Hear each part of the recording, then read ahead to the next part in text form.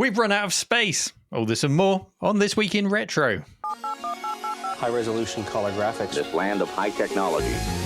The revolution in technology that made the information age possible. Those kids are not afraid of computers. Tapping out of retro. Better than Elite. And Subor Famicoms. These stories and more coming up on today's show. Up-to-date news for out-of-date tech. Hello. Hello, Dave. Hello, Chris. Another week of retro. I hope you guys are doing well. It's been a great week. Oh, Johnny has already joined us on the show. For those who are watching the video, Dave's cat, Johnny, is straight in today. I have had Gizmo in already, scratching my legs as we prep for the show, but she's gone now, so I think I'm good. Anyway, a good week of retro.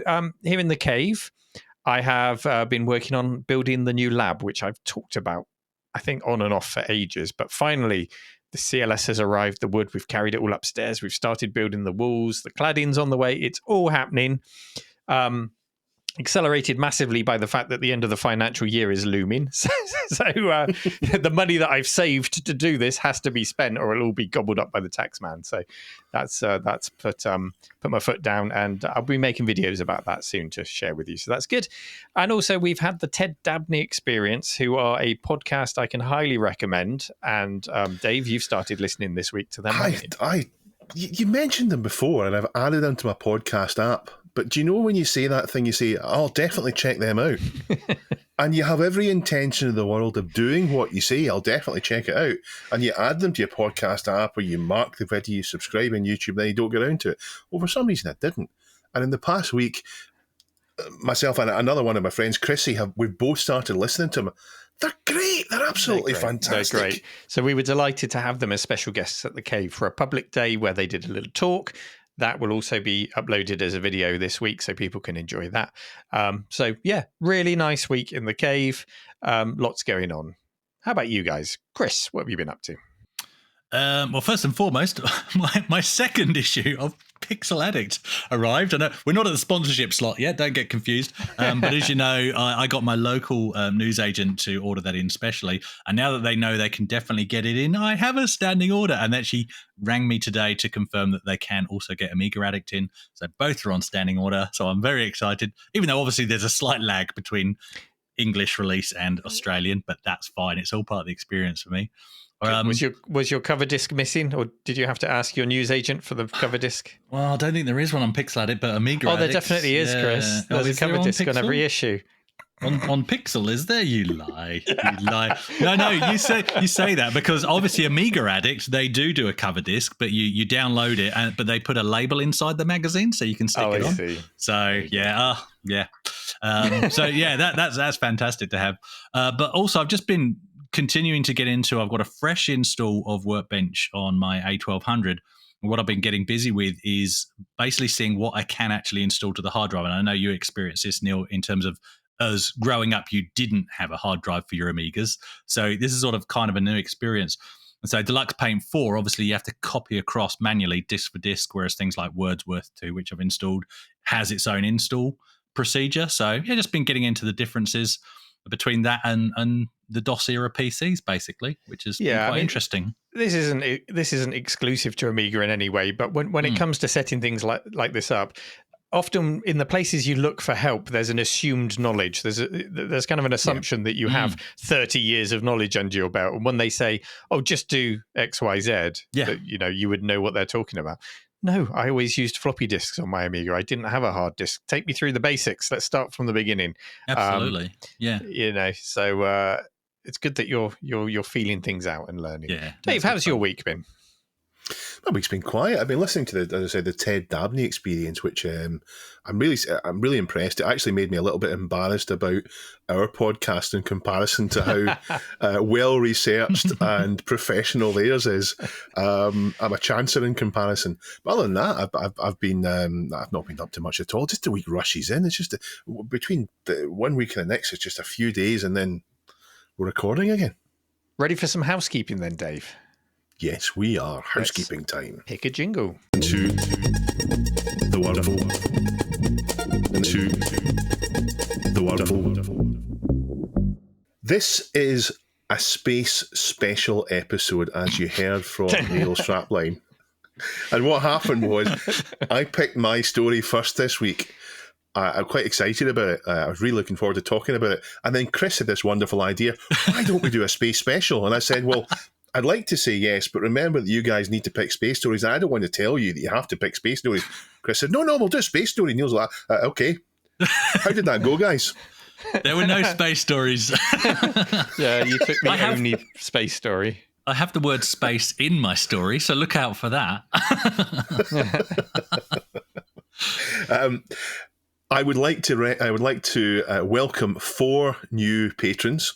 Thank you very much to Laura, to Vincent, to Samuel, and to Guybrush Loves Tesla, who sent us a nice little message. And he also mentioned on his message that he is the guy that introduced us to Daddy Mulk. Remember Daddy Mulk, everybody? He has a lot to answer for, yes. Certainly does. If you would like to join them, then go to www.patreon.com/thisweekinretro. Thank you very much for joining in, guys. Thank you. And on with the show. Our first topic for discussion today was posted by Dr. Local and links to a story published in the Metro titled, I sold my retro video games to buy a PS5 and PSVR 2. The article starts off with, video games are expensive. I don't think that's going to be any kind of revelation to anyone reading this. That or the fact that times are tough at the moment. And while there's tons of super tempting stuff around, it's wiser to keep expenses to a minimum right now, which was a problem for me because I really wanted a PlayStation 5 and a PlayStation VR 2, even though that was going to cost well over $1,000 once you threw in some games. Yeah, not cheap. So that in itself is worth reflecting on because I still find, I don't know about you guys, but I still find myself slipping into the mindset where I think a games console should be £199 new, maybe $299 at a push, and then within a couple of years, it's £99. It's reduced and it's flying off the shelves at a reduced price. Now let's compare that to where we are today. A PlayStation 5 retails now at £389 for the basic digital only model. Chris is shaking his head there, but hang on. You'll be tipping into £400 or £500 by the time you've added some extras, which on the face of it sounds outrageous. But if I put £199 of 1990 money, let's go there, into an inflation calculator, guess what comes out? £450 of 2023 money. And £99 comes out at £250 of today's money. So that gives us some context there. Cutting edge games consoles cost about the same as they ever have when we allow for inflation. And so this chap in the story wants to add a PSVR 2 headset to it. So that's going to add about £500 on top of the cost. And that's how you get to around the £1,000 mark. But it's not a like-for-like comparison because PSVR 2 is a peripheral. It's an extra cost. And you could have done that back in the day as well with something like a 32X or a Mega CD. You know, they would have been about the cost of the console again to add those on. So our writer needed to find about £1,000 and had a look around what he had. And conveniently, he found his copy of Earthbound. And he said it was valued. And when I say valued, I mean he looked on eBay to see what it was selling for on there. Or not even selling for, just listed for on there. So he said it was valued or it was worth about £3,000.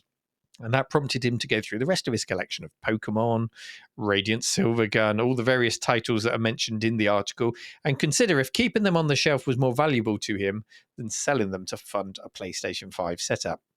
He goes on to say, I was stuck in a conundrum in that while I want to pull my weight, and there's no use having things stuck around the house that you never play, some of these have sentimental value, and I have to admit, I just like to know I've got them sitting there on the shelf. So something I think we can all relate to. The conclusion in the article was that he would sell up, not everything, but he would sell up a selection of his most valuable items to get the PS5.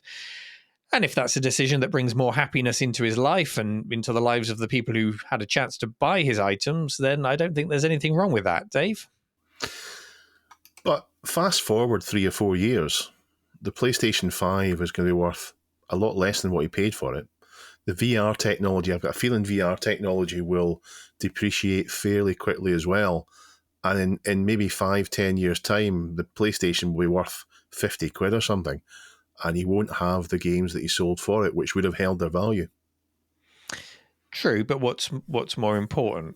I know. Holding on to I'm not saying he made a mistake. or I'm just saying it. having fun. I'm not saying he made a mistake, but I'm just saying that selling old stuff to buy new stuff like that, I guess, that depreciates. Yeah. He is the one that brings up value and worth in the articles. So if he's thinking along those lines, he might then feel in 5 or 10 years' time, I sold my expensive things. I mean, if you were to tell me that you sold your entire Ultimate collection and you bought you sold your whole Ultimate collection, you bought 2 games for it for your PS2, you might regret it now. true.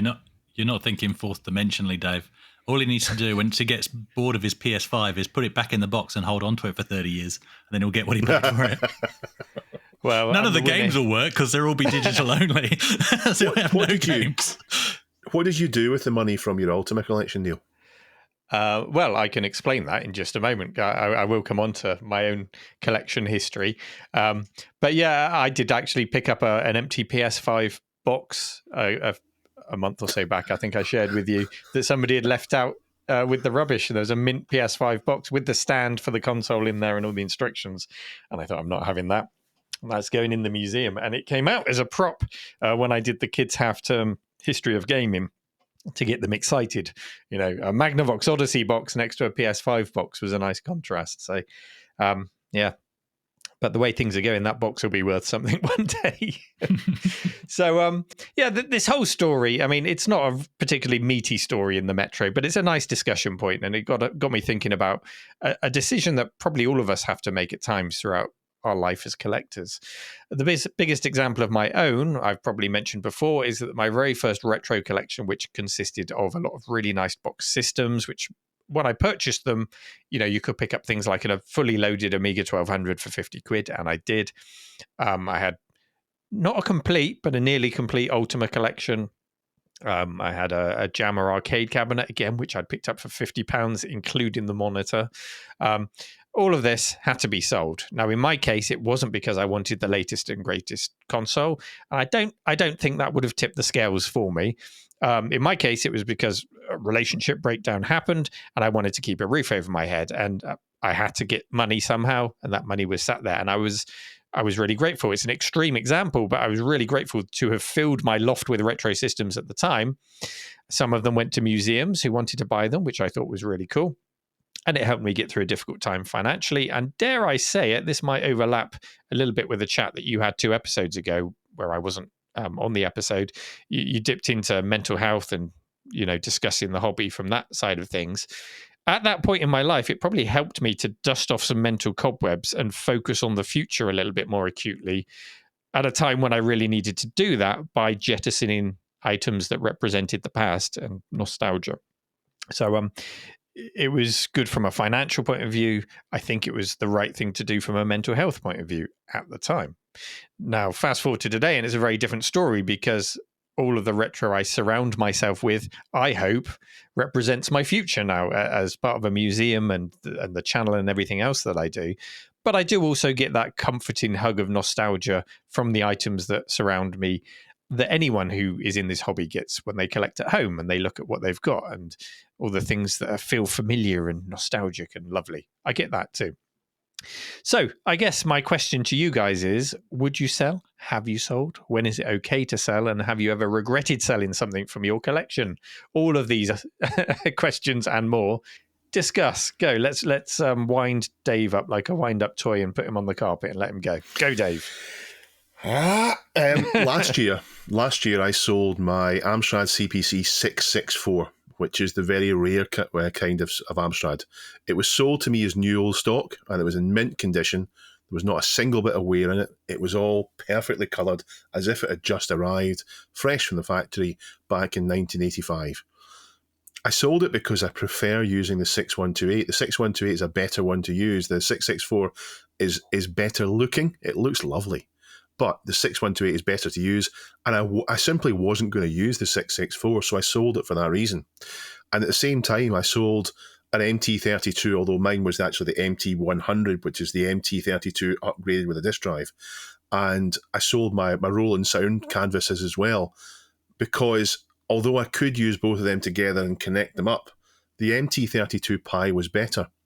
The MT32 Pi can be whichever MT32 you want it to be, or it can be the slightly upgraded one with sound effects as well.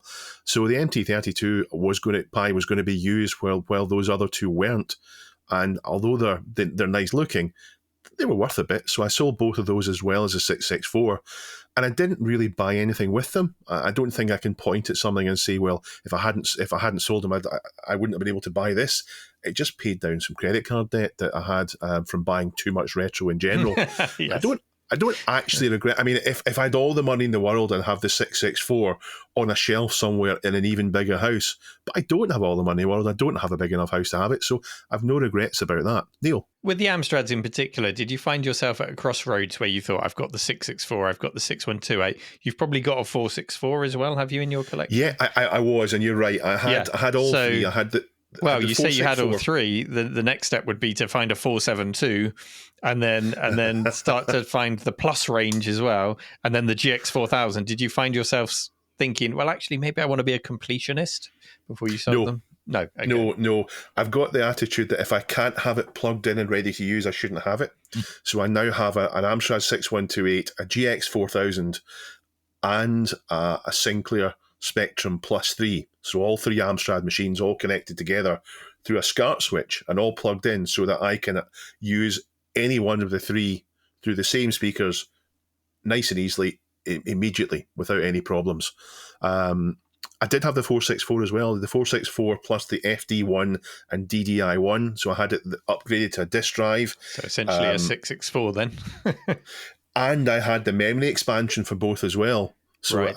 They were all upgraded, and I actually preferred the aesthetic of a machine upgraded that way with all the additional peripherals that I did to the 6128. But the 6128 is more compatible with 128K games because of the way it's done, and there's extra things it has that you can't really upgrade to with old peripherals. So I don't regret selling them.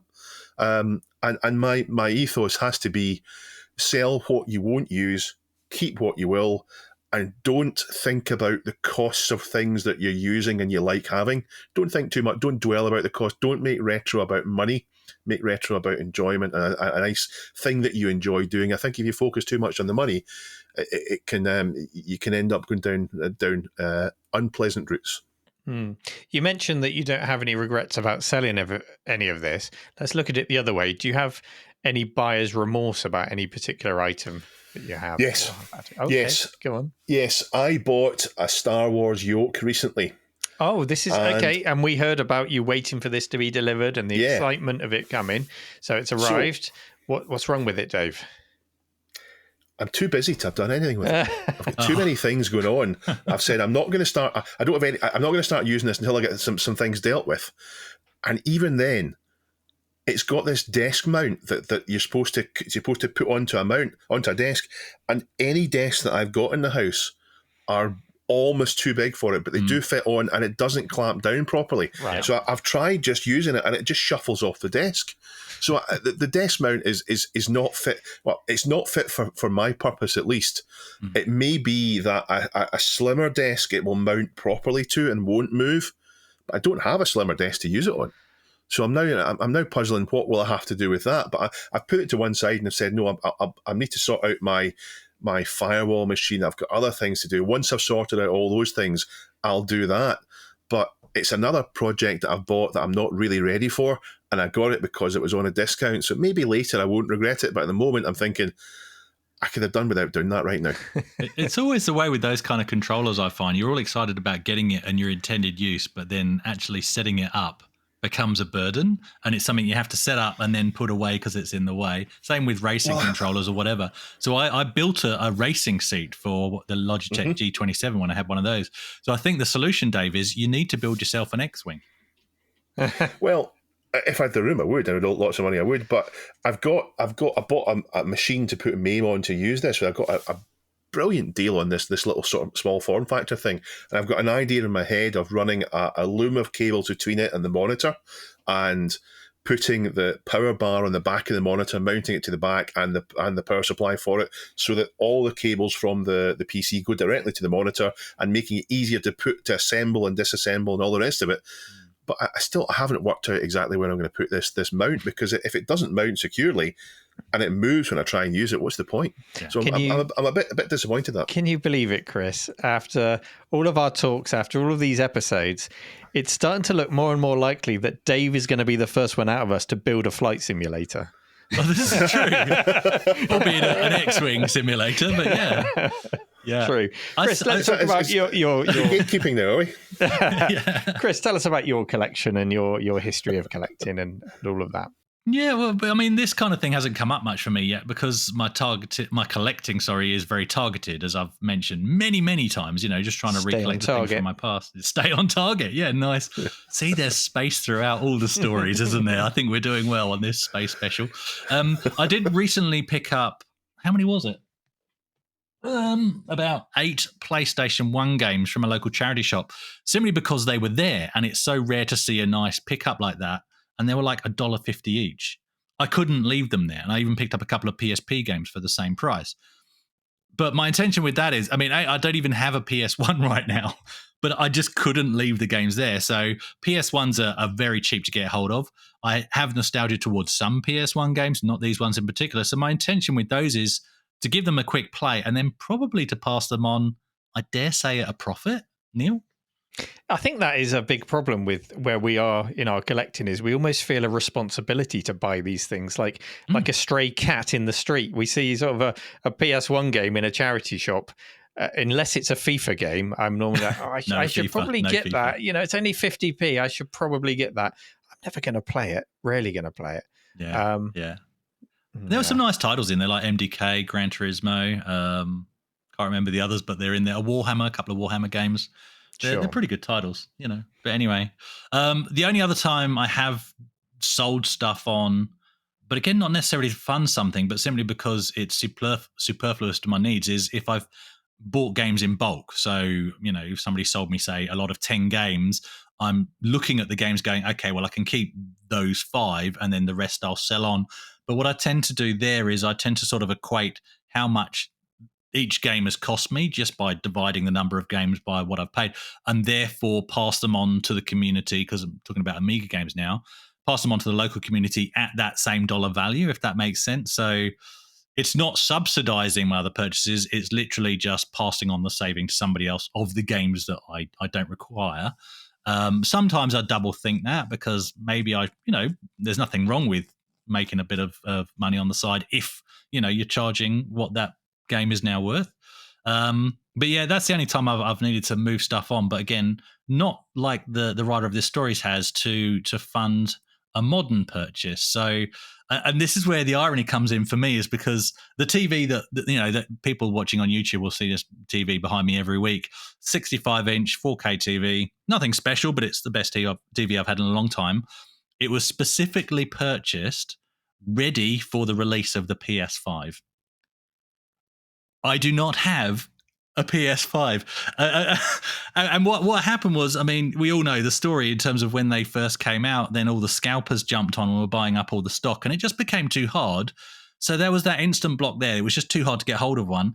And then I got to the point where I just didn't care for one. I've got the PS4, that's working fine. I've got the PSVR 1, and that's working fine. And to be honest, if I was going to spend that kind of money now, I would probably get a Meta Quest 2, I hate to say, because then I could use that on my PC to do some flight sims, some Elite Dangerous, that kind of stuff. And I've actually spent more money than I could have spent on a PS5 on things like, the A1200 and the CD32 combined, not individually, but combine the values of those two. And that's where my money's gone, and I've got zero regrets there. So I think maybe I'm at the wrong stage of collecting. I'm not at the selling and evaluating where I could get some money and buy something nice and modern. I'm still at the stage of buying the nice stuff from 30 years ago. And I think an advantage of being in the hobby that we are in is I do not get any kind of urges like I used to when I was a younger man for the latest and greatest console when it comes out. Yeah. I'm so far behind on modern gaming that if you gave me a PS4 today, I would think it was cutting edge and it would blow my mind. Never mind a PS5. And that actually works really well because I can enjoy modern gaming, or what's modern to me, at a budget, because everyone else is moving on to the next thing. So it's not a bad position to be in. As for selling a 3,000, I mean, if I had a game that was worth £3,000, like the example that's given in the story, that's a tough one, because £3,000 is a lot of money, and you can do a lot more than buying a PlayStation with it. You know, you can make you can go on a huge family holiday. You can pay off a chunk of your mortgage. You know, these are big decisions. Dave, you're bouncing up and down.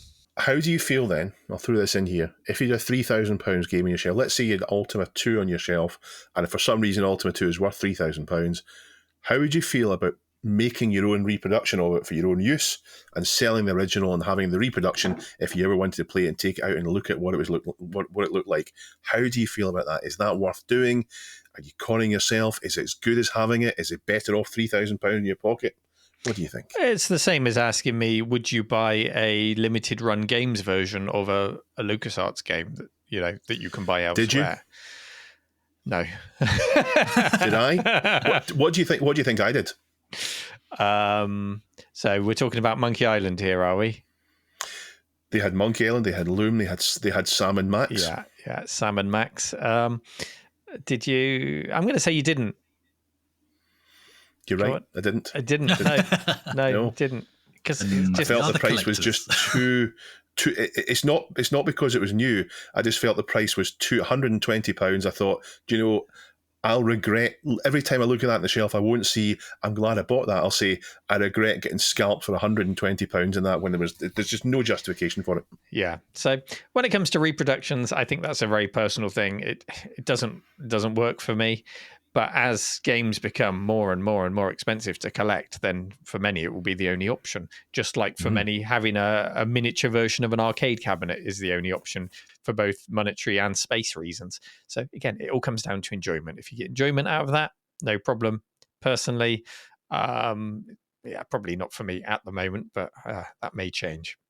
Anyway, it's a discussion that could go on forever, and I don't think we're going to come to any kind of conclusion, but it's interesting to hear your own personal thoughts and those of the listeners. If you would like to leave a comment on the story in our subreddit, head over to reddit.com/r/thisweekinretro, or you can also join our Discord, dino.gg/RMC Retro, where there is a This Week in Retro room in there, and all of the other rooms where you can chat to cave dwellers, twirlers.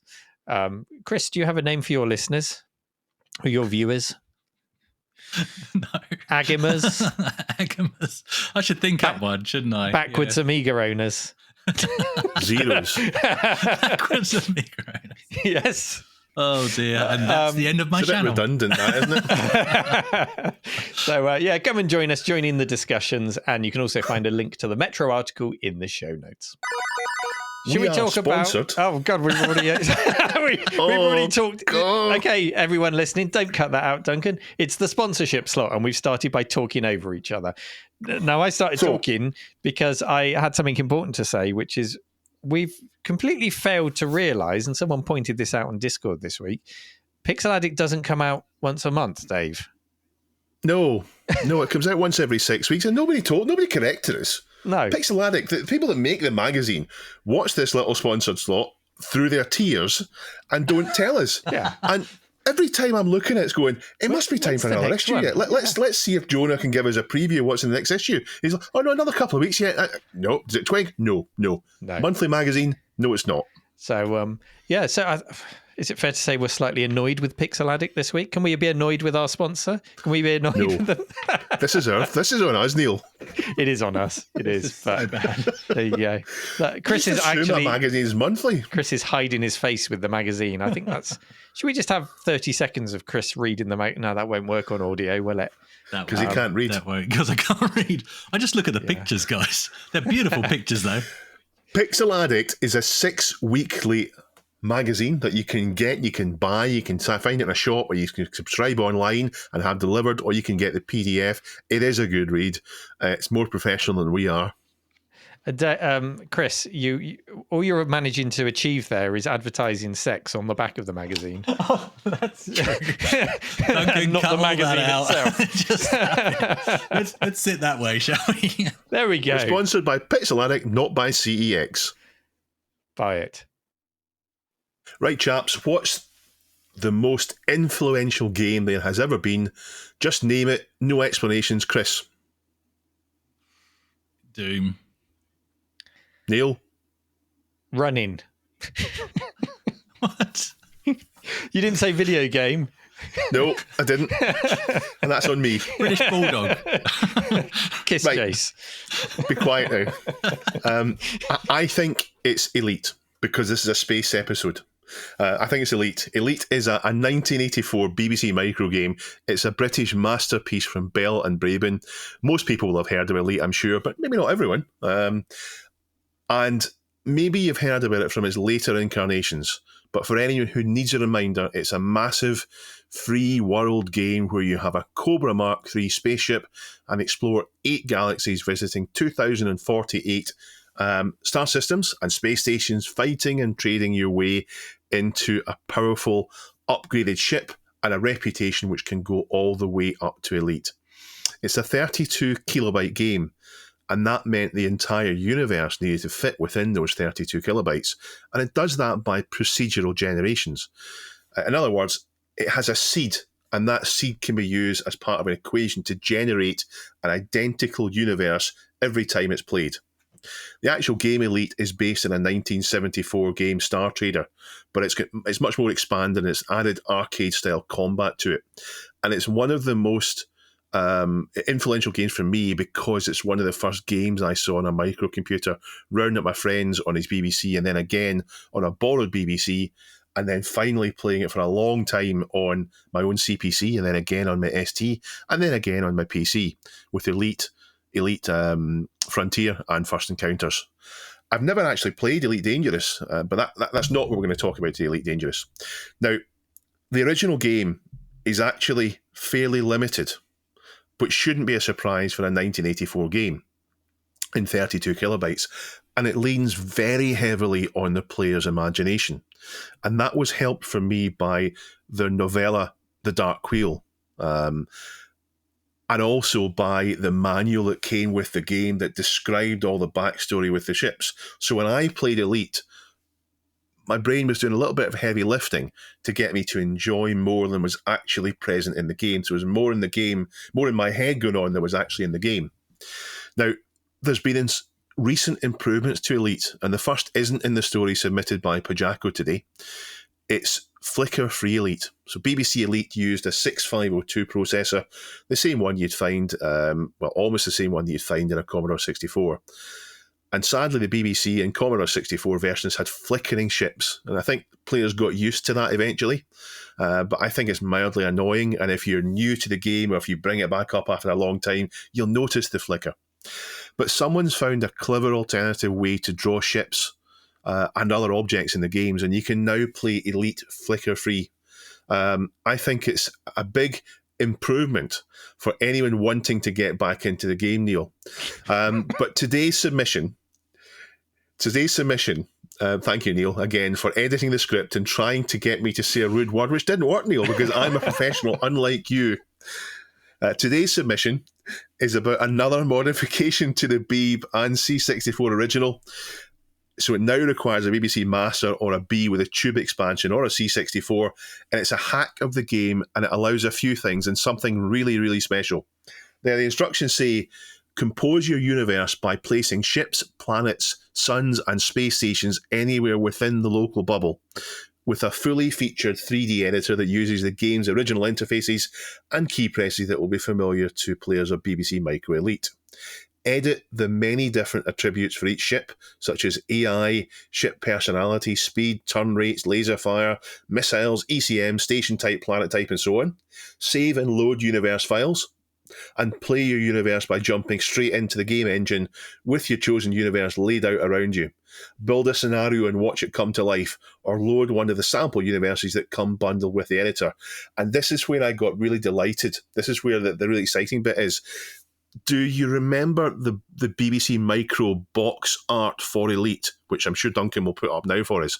It showed a screenshot of Elite that was very busy. There was loads of ships there and lots going on, and it wasn't possible in the game. It was fake. But thanks to this, you can now create that scenario, and they've actually got it there. You can see that scenario real in Elite thanks to this hack. Now, maybe this will open up the game for people again, give people a reason to go back to play it. Because I want to go back to a point that I made earlier about imagination. The game, in one sense, is incredibly rich and detailed and deep. But on the other hand, it's basic and thin. And it's all subjective. It all depends on what's going on in your mind about it. And you can explain it one way or you can explain it the other. And as a teenager, thanks again, Neil, this game soaked up hundreds of hours of my life. And that's what I want to talk about today. It's the capacity of retro games to be far, far greater than the sum of their parts. The best example is maybe Text Adventures. I'm thinking of that famous Infocom advert, which is a picture of the human brain and the headline, "We unleash the world's most powerful graphics technology," with the idea being that your mind creates better images than they could on games. But it's not just that. Even going into the mid-90s with DOS games, they didn't fill in all the gaps, and they left plenty of room for your imagination.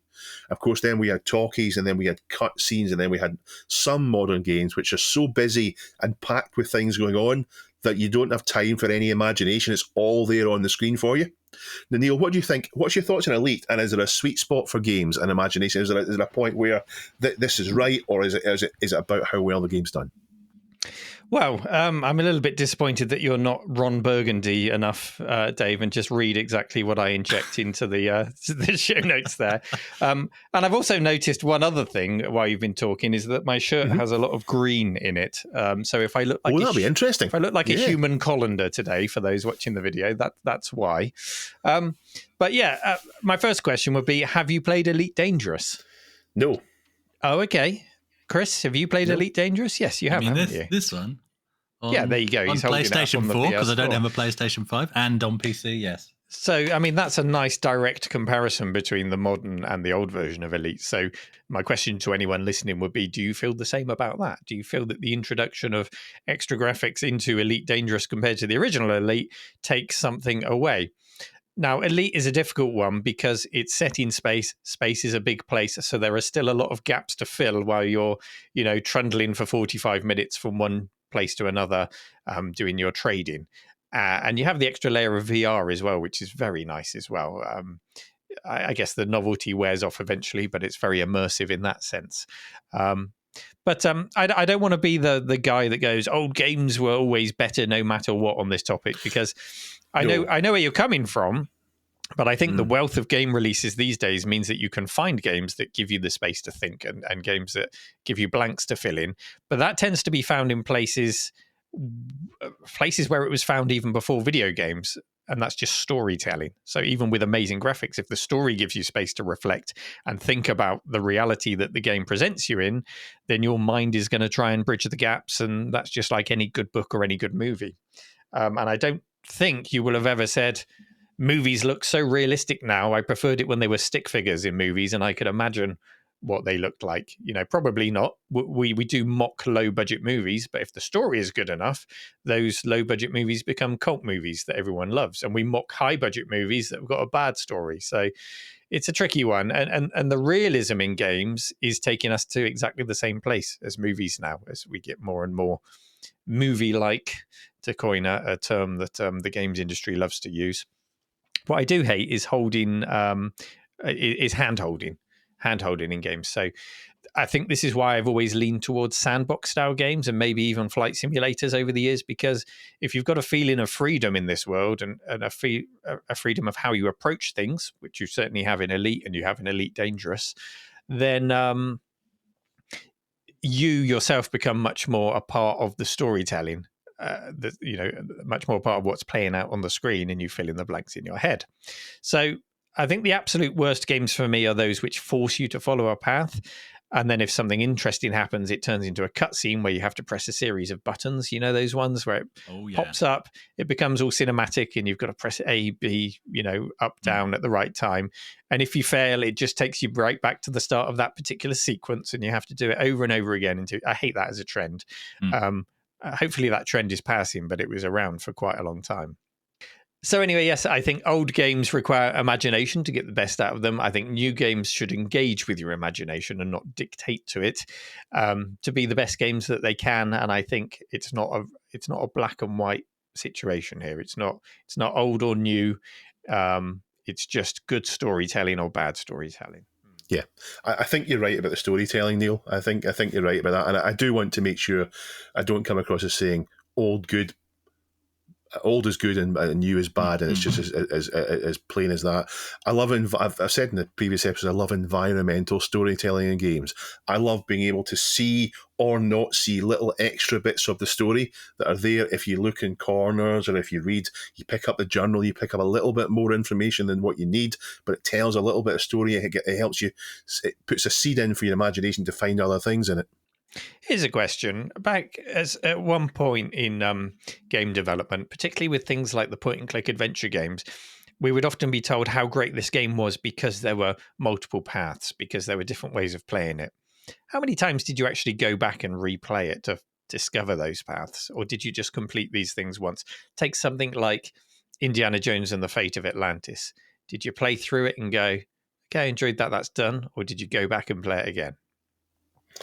So I wouldn't play a game to go through the different paths back then, but I'm fairly sure I've done it with games like Skyrim and like BioWare RPGs, because you get a different story if you do it that way. I don't think solving a puzzle in Fate of Atlantis, for example, in two different ways, I don't think that will give you a different story. But if you're playing a BioWare game, or you're playing Skyrim, for example, and you play as a stealth archer, because we all end up playing stealth archers in it by accident. But if you play a mage or something in it, you might get a completely different experience than you would otherwise. But so that comes back again to it being a little bit more sandbox-like and allowing you the freedom to explore those stories that partly you're making up yourself, partly the game is filling in for you. Yeah, Chris. No, I think it's an interesting discussion, and what we've segued into is not what I've put in my notes at all, but a discussion about how modern games do handhold you. And I recently finished Wolfenstein: The New Order. No, it's not a space game; it's a first-person shooter. But bear with me here. I put that game down for the longest time simply because I was at this point mid-game where literally it just seemed like cutscene after cutscene after cutscene, and storytelling had got in the way. It's a friggin' first-person shooter. Now, you look at something like Half-Life, which I think is a great example of a game that tells you the story without breaking the immersion. You're still in control of who you interact with, what corners you look around, like you were saying, Dave. Doom 3 does a similar thing. Yeah, go on. If I'm going to criticise modern games for the cutscenes, it often turns into a game where you are clicking through cutscenes because just let me go into the game, and then the game comes up and you're following an arrow to get and clicking a few times to get to the next cutscene, and you're not getting fun out of the gameplay or the cutscenes. So you're not getting the story. So like BioShock, again, that would be another fantastic example of a story that's worth engaging with, but it doesn't break the immersion, doesn't break the game flow. But this Wolfenstein: The New Order, there's this one bit in particular where literally it's a first-person shooter, and I'm walking around this base trying to scrape bits of mold off of a concrete wall because that's what some characters told me to do.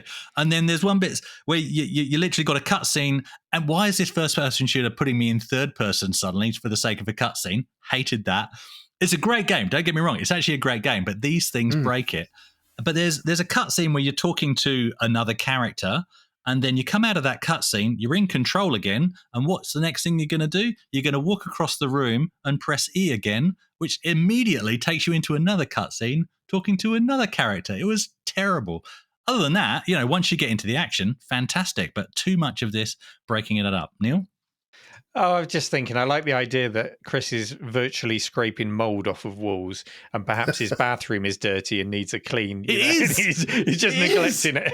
It is, but I found the mold sample in Wolfenstein, so it's fine. Yeah. Meanwhile, Nikki's moaning at me to clean the bathroom. Exactly. She doesn't understand what I'm working with. And look, going back into space games, and again, completely going off piece from my notes here, but, we've all talked about our love of X-Wing, myself and Dave have anyway. But then you get into Squadrons. You like it too, Neil, don't you? Mm-hmm. So, yeah. Yeah.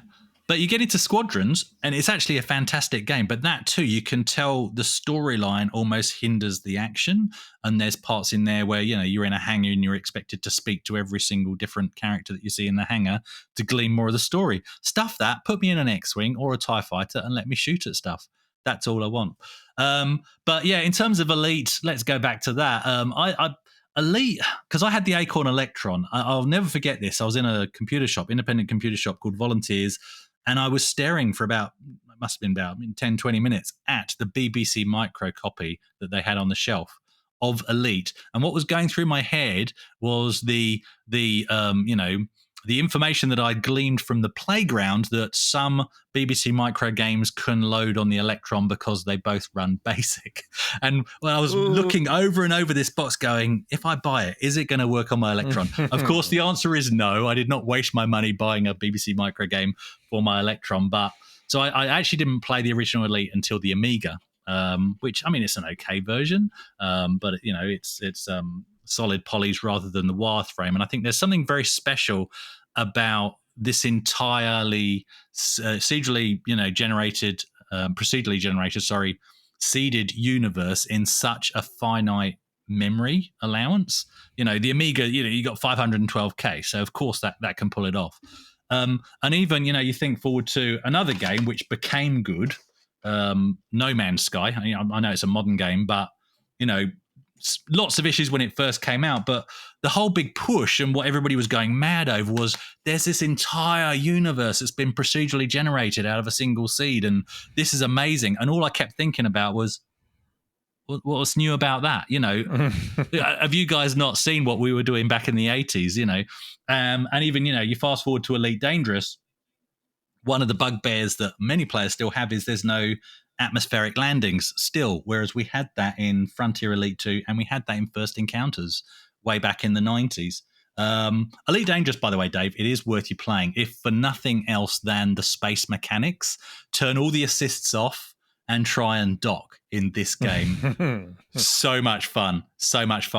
But again, going back to, letting your imagination run wild versus the game taking hold, it's open sandbox. Elite Dangerous is complete open sandbox like the original. My fear for this is, where does it go in the future? Because my initial disappointment with Elite Dangerous was you don't have to load it up for long before you realize that even in solo mode, it is dependent on a connection to the internet and an update of the ongoing story and narrative. So that's why I've not played it. That's why I've not loaded it. Where does Elite Dangerous go in the future when those services eventually get switched off? Yeah. I would have preferred the single player version. I know it would have limited it, but I would have preferred the solo mode to just be completely self-contained with the update of graphics and the modern universe and the updates to, our own solar system and those kind of things, which make it great. And this is quite an old game now, let's be honest. But take away that dependence on the network and let this be a thing that lives on in the future and become a future collectible, because at the moment it's not. So anyway, that's me on Elite.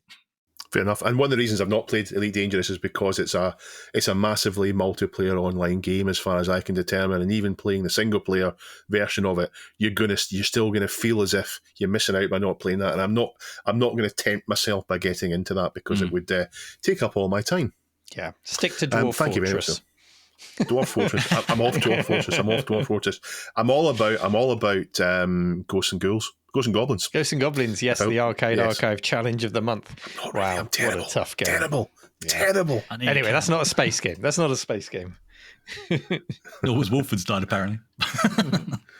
Oh, no, wait. You go to the moon in Wolfenstein: A New Order. There you go. There's the connection. There is a whole world of Elite to explore. The BBC had several versions. The disc had more ships than the Tube and then the Master 2. And of course, the best original version is said to be Archimedes Elite.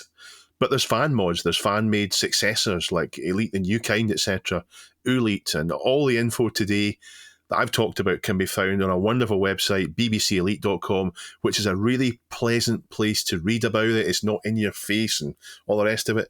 Link in the show notes. Have a look, enjoy yourself, and maybe load up the old Elite and see if you can get it to, see if your imagination can carry it for you. Subreddit user G7VFY, still my favorite name on the subreddit, shared a video that piqued my interest. The video is by YouTuber Zeal 8-Bit Computer. and it's about a Chinese 8-bit computer launched in 1998 called the SB2000. You may be wondering why I found that interesting and why I simply had to make space for this story. That's my only link, guys, to the space episode. Sorry. That's it. All right, let's move on. I know, it's poor, isn't it? Anyway, it's an 8-bit computer. So, an 8-bit computer where most of us were firmly playing on our 200 MMXs with 3DFX cards by then, if not moving towards a slot 1 build, maybe with an EGP-based TNT card or something like that. It's as if I listened to last week's episode, isn't it? What actually interested me or you listened to 1 minute of it and thought, yeah, 1 minute. I could say MMX. No, I was jumping up and down because I was like, I remember upgrading my P100 to a P200 MMX. I'm like, why am I not in this episode? So, oh well, it's all good. Your mum was. She so was. You guys, seriously, you have me cracking up. Anyway, what interested me about this Chinese computer, was that from the thumbnail in the video, right, it actually looks like a Famicom. And there's a good reason for that. It kind of is. In the video, Omar unboxes a new old stock example and peels off actually the original cellophane around the internal polys, which is fantastic. This thing literally comes out looking like a brand new example of this games console. And it looks very much like a Famicom, as I mentioned. And it comes with 2 controllers that kind of look like white Mega Drive controller copies. And they're all branded with the same cute Chinese characters branded in red.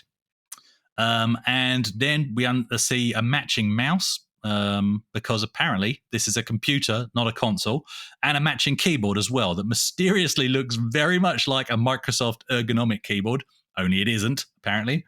And that's got an AT connector on it with the same matching branding. And we have a set of 8 very pink-looking 3.5-inch discs. As always, watch the original video for all the details, as I don't want to steal content. But yes, this machine by Chinese brand Subor, they're trying to catch me out in the freaking notes. And I could go for so long. And then they just kept jumping ahead in the notes and changing random words. Oh dear, we do have fun.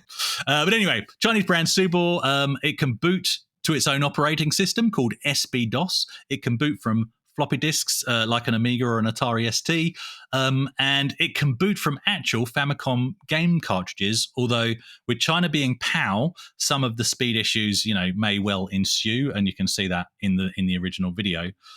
So it's got a cartridge slot on top then. On one side, it's got the floppy disk drive, and at the back, you've got the AT connector for the keyboard, you've got a COM connector for the mouse, and you've got a parallel port for a printer, as well as your AV outs, because obviously it's trying to be a PC or a computer, as they call it.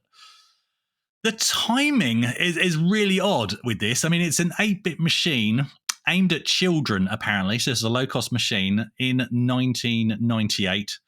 But why I actually like this story is because it touches on an itch that I love scratching, and apparently really? The guys have just put in the notes that I should apply some cream to that. But no, this itch, this topic that I love is consoles that could be computers, or even some even promised that kind of reality, but never quite delivered. And I've got one in mind, and I've been wanting to discuss this for ages. But Neil, you first, I think. What are your thoughts on the SB2000 and also on other examples of machines that can't quite decide if they're a console or a computer? Yeah, I'm very familiar with the company Subor because they came up a lot when I was researching Chinese NES clones and Soviet ZX Spectrum clones and things like that. Subor kept coming up, as did NES clones in various guises. I've got one in the cave, which you've seen when you visited, and that's the one with Jackie Chan's face on it, the Jackie Chan NES. Yeah. So the other big name when you talk about Subor is usually Dendy. Dendy and Subor absolutely flooded the market with NES clones.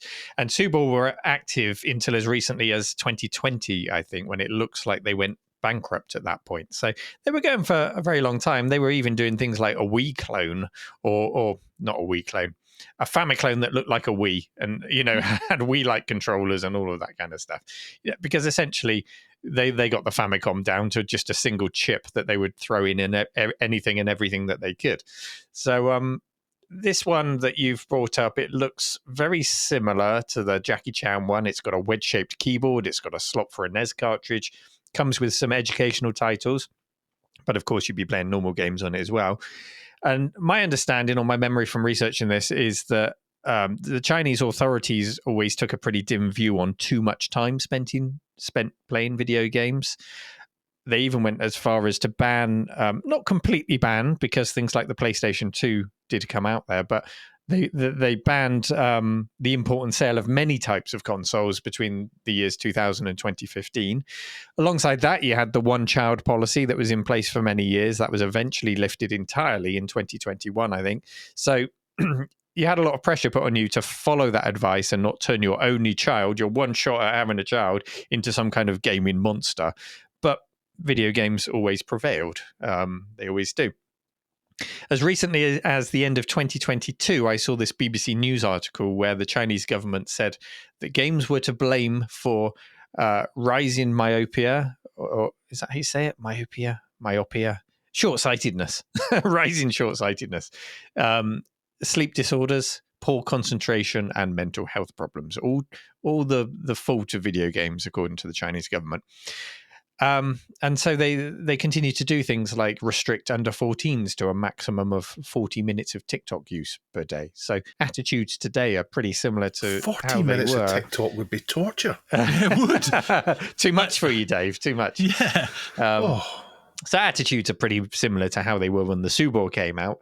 And what you're seeing in this Subor is video games wrapped up as education. So for all that I've said about China and its policies over the years, it's not like we don't see that in the UK or the US in a slightly different way, in the way that our systems were bundled as educational packages, as games machines with deluxe paint thrown in, as what did the Atari come? Atari STs with word processors thrown in. Dave?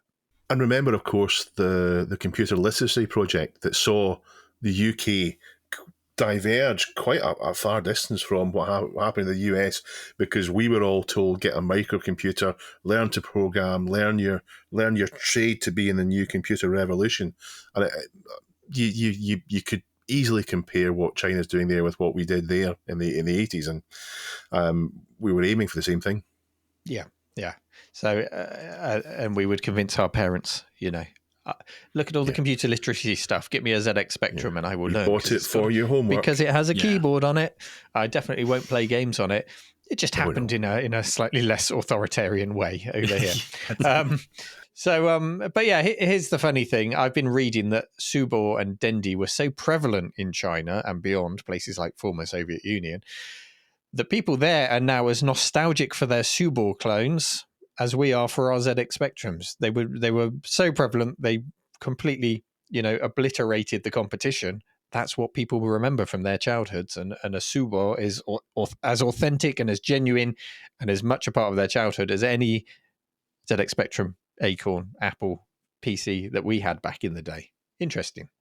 Well, talking about computers with a cartridge slot, although there was loads of them, like the C64, the Amstrad Plus range is the first one I think of that tried to have cartridges like what you would have in the popular consoles that took over, where there was copy protection in it, where you couldn't just print your own one and stick it in.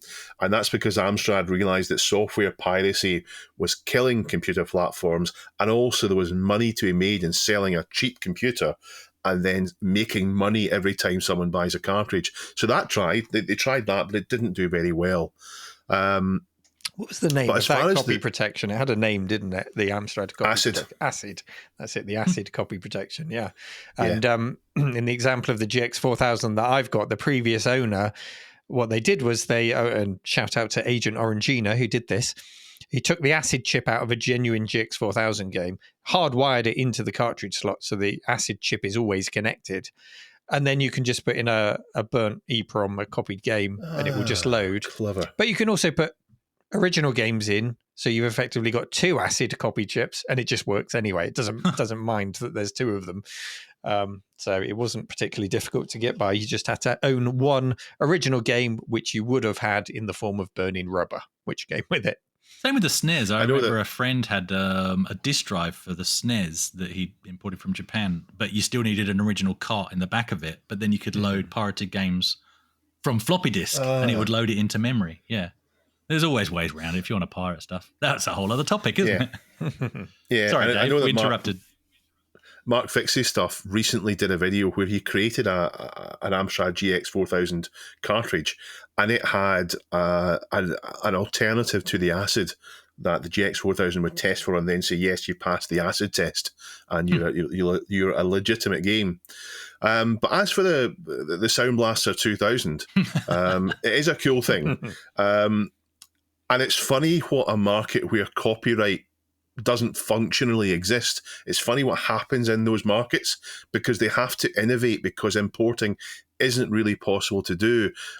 Neil knows much more about it than I do, but it's always mildly interesting when you see what the former Soviet Union countries had and what China had, where they had that effectively impossible, unless you were very rich or high up in the party, I'd imagine, to import the stuff that we took for granted as Christmas presents. They had to create their own things years behind. But some of the homebrew games that come out on the Spectrum from Russia are absolutely phenomenal what they're doing with it. Got a collection on the shelf, yeah. I understand it's the same in Brazil with is it the not the Mega Drive, the Master System, Master System, yeah. Famously, that's still huge down there, and they've got their own games and so on. So it's fascinating what they can evolve there when they don't have what we've got going on. So I guess that's the interesting part about this. But it's quite amusing the way it's shaped like a Famicom when it's so much more going on. Yeah, and it extends way beyond games consoles as well. In the former Soviet Union, they saw the IBM mainframe products when they started appearing as a real threat to what they were capable of, and set about on a whole scheme of reverse engineering and creating their own version of the equivalent IBM mainframe computers. And that would have been in collaboration with other communist countries as well, who wanted to get that leg up too. So there's a whole fascinating world out there. The more we can learn about it, the better, I think. My first console, as I've mentioned before, was the Philips G7000, also known as the Magnavox Odyssey 2. And it says computer on it, and it has a keyboard. And I used to use that in arguing with my mate from up the road, Alex, when he tried to tell me it wasn't a computer. It's like, it says computer on it, and it's got a keyboard. It's a computer. Yeah, not quite. Did he accept it? No. But the one that may surprise you that I have in mind. Sorry, Neil, go. I was just going to say, can it run Elite? I think that should be the mark of, is it a computer or not? Does it have a version of Elite? So glad you said that, because no, it doesn't. But I thought you were going to pull it out. But, it has this, which is Cosmic Conflict. What are you holding up there? Cosmic Conflict. There we go. I've tilted Cosmic Conflict. Cosmic Tell us Conflict. about it. So this would be the first ever cockpit view space game I would have ever played. And I was the only one in my household that could quite get it, because obviously inverted flight stick was the controls it used. And it took you a while to get your head around the fact that I'm not controlling the ships on the screen, I'm controlling the square box in the middle. And I'm pitching up or pitching forward or left and right. And basically these ships come up and you have to shoot at them. So that's my first, cockpit view space game that I ever played. So on the Philips G7000. So there you go. No, it doesn't have Elite. It does have Elite's distant cousin, maybe. You just went fully back into 8-year-old Chris mode there, going, no, it doesn't have Elite, but it does have. It does have this, and it is a computer. What you have, Better than Elite. And I could do my homework on it. I just choose not to because it can't. But no, the one that I'm actually thinking of, this may surprise a lot of people. It's the PlayStation 2. Now, I've got longer details on this, but we don't have time today. I actually got to play a PlayStation 2 pre-release at ECTS in September 2000, which was a trade-only show. And I also got one on release day. And what I remember about the PlayStation 2, it was either on the side box art or it was in one of the pamphlets that came inside the box. But there were promises of being able to connect a printer, being able to connect digital cameras and do video editing, all these intentions. And when you think about the device, the PlayStation 2, gorgeous, device, and at the time, the cheapest way to buy a DVD player as well. Later to be repeated in the PS3, which was the cheapest Blu-ray player at the time. But you had a network port, you had FireWire, you had USB ports, you had an IDE port for a hard drive inside. Everything was there ready to go. Neil, you want to interject? Yeah, it had a full version of Linux that you could run on it. I was always really excited about that aspect of it. And you would hear stories of governments creating farms of PS2s running Linux to do number crunching on the whatever processor it was. Was it the Cell? No, that was the PS3. Whatever processor it had, the Emotion engine or whatever they called it. And I was always like slightly heartbroken because there was they completely severed the ability to, use the 3D graphics part, play games in Linux effectively. Yeah. You could only really do sort of serious things, and it was slightly clunky because it was slightly crippled. And then in later versions of the PS2, they took that functionality out altogether, didn't they? So with the slims, it got me excited, and I'm glad I'm glad it's not a mismemory. And so you could argue something like the Xbox did the same thing. Essentially that was a PC in a console form factor, but just massively throttled and limited in terms of what they allowed you to do. So I really think, there could have been a time where, when you think back to things like, our 8-bit micros, but also moving on to the ST and the Amiga, you truly could use that to do your homework and have good fun playing games, on a capable game system, and they were affordable for the home. And then we move forward into this time period where PCs were crazily expensive, and not necessarily that great at games. So you wanted a games console, but the games console was so throttled you couldn't have one device to adequately do both jobs. In my view, is what I'm trying to say. So to round this up, well done Subor and the SB2000 for not following suit and actually making it possible to do both. Okay, so you were playing with an 8-bit technology in a 32-bit world, but at least you tried. Time now for our question of the week. I'm having my hand nibbled down here by Gizmo next to me. I'm not quite sure what she wants, but just to bite me, I think. Anyway, question of the week last week was, Richard at the Mill is creating a retro repair service and we need a name for it. Do you have any suggestions for a name? Something catchy, but also descriptive. P.S. Neil is in no way abusing his position for market research. Yes, not at all. So lots of suggestions, and both on the subreddit and being discussed in Discord and privately with Dave. And I know Dave's got a favorite, which I'm sure he'll share with us today. But top of the list today is the rather predictable, I'm slightly disappointed, of course it was going to be there, from Tasta de Murder, I think is the username. And they've come up with Repairy Muck Repair Place. That's perfect. Ideal. Done. He's decided. He wants to take the next one. Which one is the next one? Chris? Is that Rowan Forest? That's on mine, yeah. Or is that a reply? Okay. How about Retro Repair Service? And then Plum Creek has replied with, or just Retro Repair. That we're going to just keep fine tuning it. How about just retro? I mean, there's nothing capacitors. wrong. I like that. There's one. nothing wrong with a name that says what it does. I mean, that's effective. It needs to be memorable. I know Richard was a little bit cautious about the word retro because when you're talking about retro repairs, you could be talking about vintage cars. You could be talking about all sorts of things. We're trying to be clear, but it's difficult, which is why I'm asking you guys. Dave, do you want to pick a few? Yeah, I'll tell you the right one. And this is my idea, and this is the best idea. It is Electric Dinosaur. Electric Dinosaur. It's memorable. It's fun. You can make great logos from it, but it tells you what it does as well. It talks about electric dinosaurs, so that's what these things are. So it's ideal. You can't pick anything with the word retro in it because there's a million different things the word retro in it. You're going to find all those, but there are some good ones in here. Richard fixes stuff. Out of date tech repair. Chips and Tracy's retro tech services. And then I think people have typed these into Chat GPT and got some things out there. But run of the mill retro repairs. I don't know. Oh. Electric Dinosaur, Electric Dinosaur, Electric Dinosaur, Electric Dinosaur.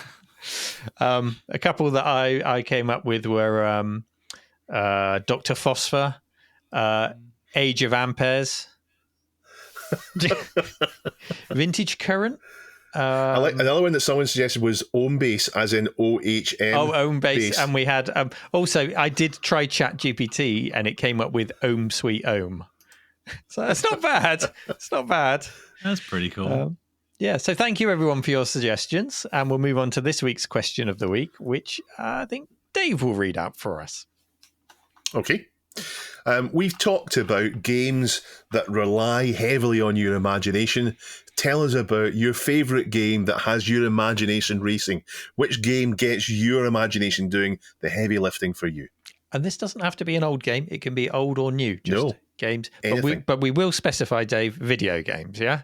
Yes, video games. Okay, Yeah. Not running or British Bulldogs. Go to our subreddit. So www.reddit.com/r/thisweekinretro. Find the question of the week and submit it there. Your answer to it, and the top 3 answers we will read out on next week's show. Next week's show, we've got a guest. I'm not sure if I'll be here next week, so viewers and listeners, please brace yourself from missing an episode without Dave. You deserve a rest, Dave. You deserved your rest last week as well. Neil deserved his rest too. Oh, stop being so can't nice always to get each all other. 3 of us.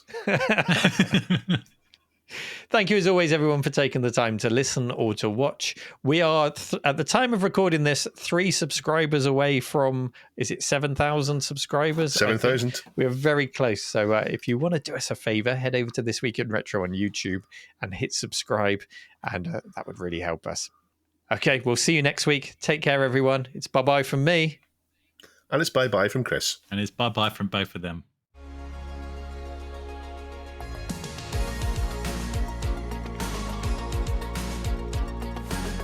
This Week in Retro was presented by Neil from RMC The Cave, Chris from 005 AGIMA, and Dave. It was produced by me, Duncan Styles. The podcast version of the show is available through your favourite podcaster, including Apple Podcasts and Spotify, and the video version is available on the This Week in Retro YouTube channel.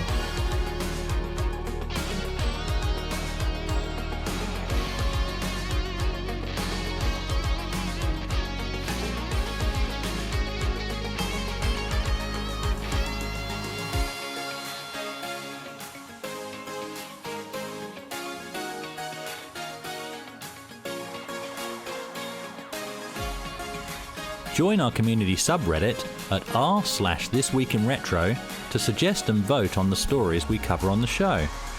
If you watch This Week in Retro on YouTube, please give us a like and subscribe to help us reach new viewers.